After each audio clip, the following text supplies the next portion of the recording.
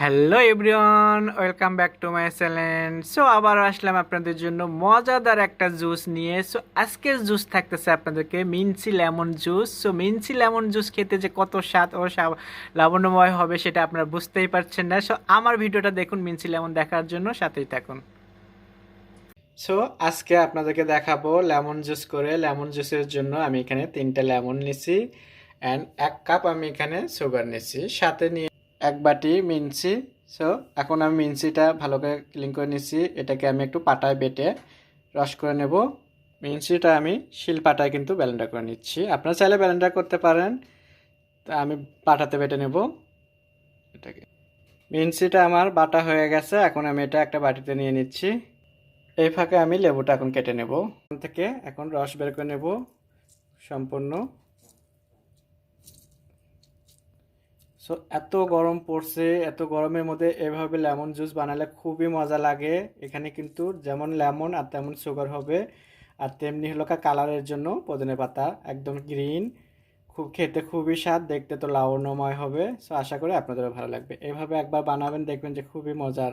আর এত গরমের মধ্যে জুস না থাকলে হয় বলেন?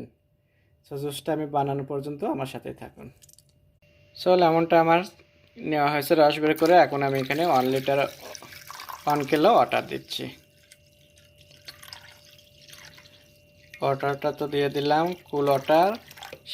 সাথে থাকতেছে আমার এখানে 1 কাপ সুগার। এটাকে এখন ভালো করে আমি মিশিয়ে নেব এইভাবে, যতক্ষণ পর্যন্ত সুগারটা মিশে না যাবে ততক্ষণ পর্যন্ত।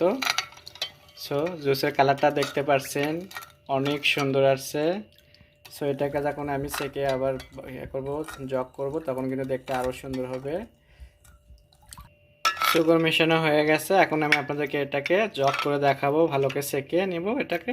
জগ আমি এত সুন্দর একটা জগের মধ্যে করে লেমনটা এখন আমি সেকে নিব।